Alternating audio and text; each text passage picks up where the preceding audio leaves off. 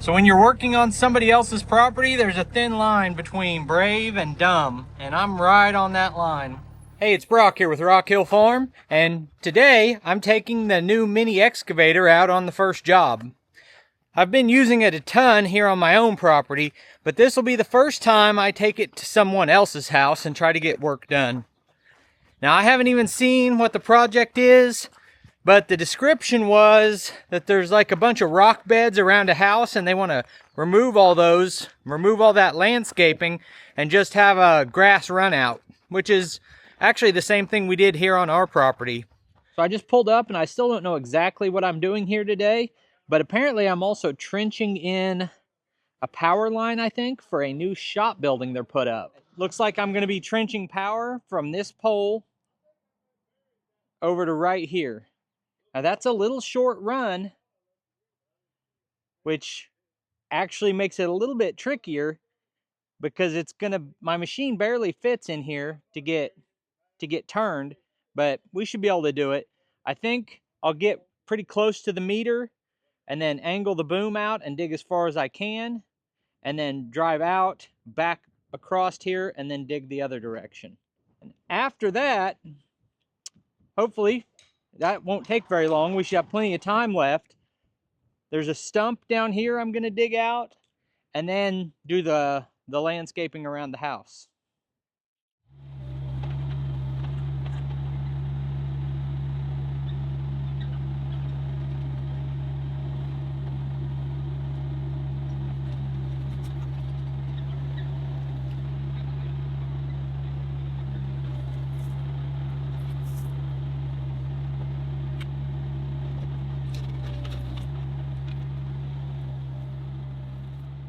I love seeing small businesses in the trades, especially when they're run by young people, like the kid who's about to walk in front of the camera. I would guess he's in his early 20s and runs a small crew that does construction projects like building decks and home improvement, but the main thing they do is build shop buildings like the one you see going up right now. And it takes a lot of confidence and an amazing work ethic to profitably run a small business in the service industry that requires this kind of expertise and be profitable and be the boss of guys a lot older than you. I just love it. It gives me so much hope for the next generation.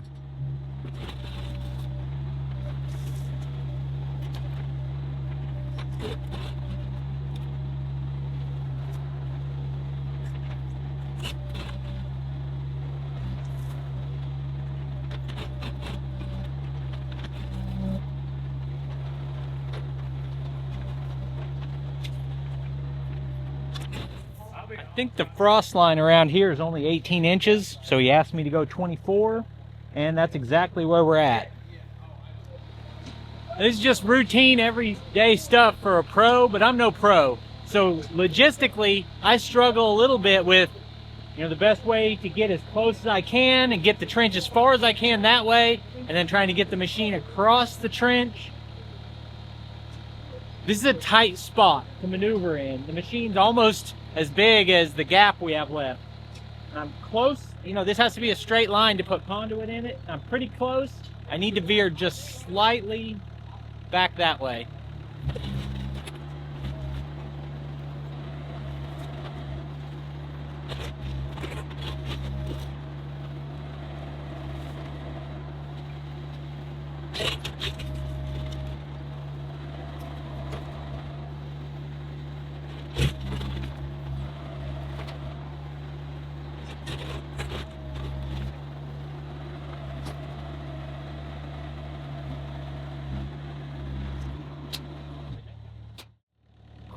Okay, here you can see I've got it straightened out. We're now in a straight shot. See if how much of that last little bit I can get before trying to cross the trench. This ended up being pretty darn wide for that little machine to cross.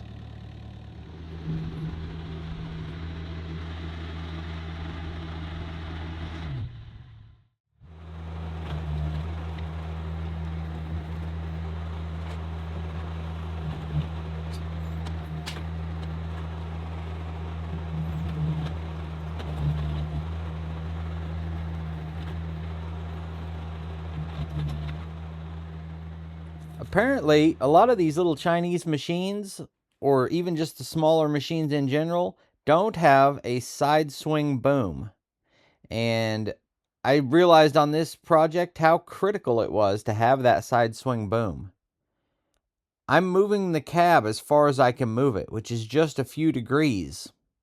If I swung that cab any more, it would hit the pole, and I just barely have enough room to get the spoils out of the trench. So, what that means is if I didn't have the ability to angle the boom to the side, I would have had to drive across this trench. But with the size of the machine and the width of the trench and how tight the spot is and not really have anywhere to push the dirt, it wouldn't have been the easiest thing in the world to even drive across this trench. I'm confident I could have got it done and we would have finished with a usable result that we could have got pipe in, but the swing boom on this excavator was a lifesaver.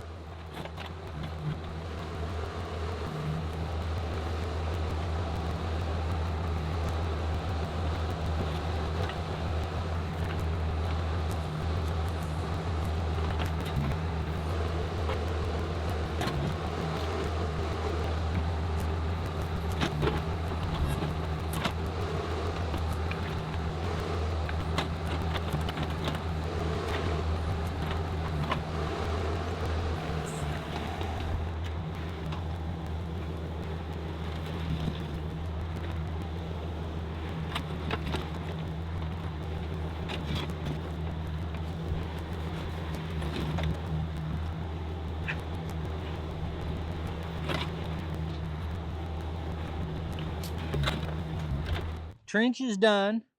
We've got a straight shot from here. I mean, it's almost straight out to the pole.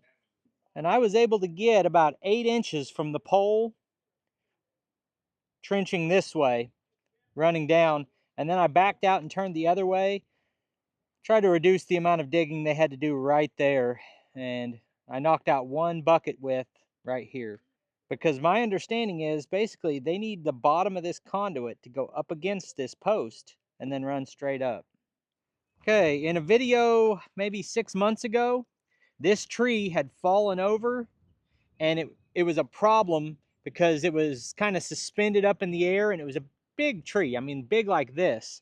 And I brought the skid steer over here, I think. No, it was the tractor. I brought the tractor over, and I pushed it over, and I cut it up and hauled the logs over.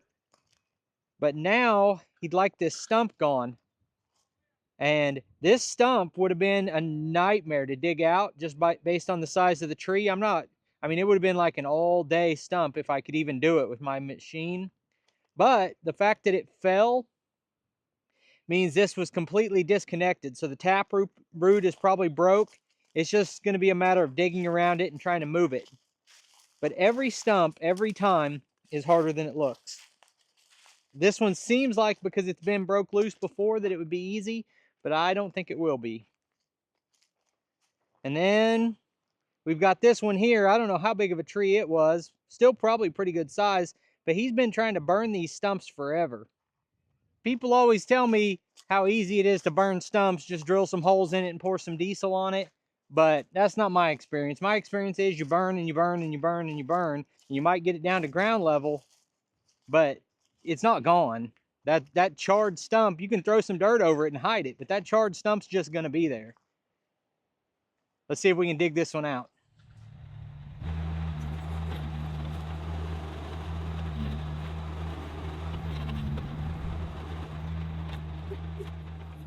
I don't know why my camera went out of focus here, but I do know that it didn't stay that way for very long. And that this stump ended up being a lot easier to get out than I thought because the root system was completely broken off of it. Just because of the size of it, it was hard to grip it with the thumb, but I did get it picked up and carried off, which left me with flattening out the spot where it sat.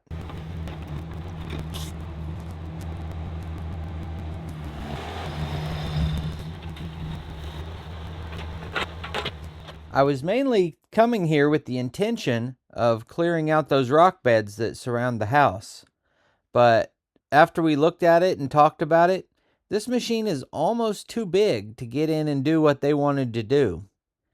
And I'm getting ready to temporarily trade this machine out for a smaller version just for some testing. And we decided it would work better if I brought that smaller machine over to do that other part of this job. So you'll see that in a future video. So I had one more little stump to do, and my main camera, the battery died, and it's a little bit harder to film with this one. So I did that second little stump off camera, and we called it a day. And as usual, I didn't charge them hardly any money for this. I actually told them I was going to do it so cheap that they gave me more than I asked for. I mainly do this because I want to run the equipment, I want to make videos, and at some point I really should probably start charging people more than I do, but I like to do jobs for people, and this was a fun little job. I think that swing boom on the excavator really made a difference in what I was doing, and I don't know, I had fun doing it, so I appreciate you taking time to watch the video. I'll put links on the screen to a couple more of our videos, and I'll see you next time.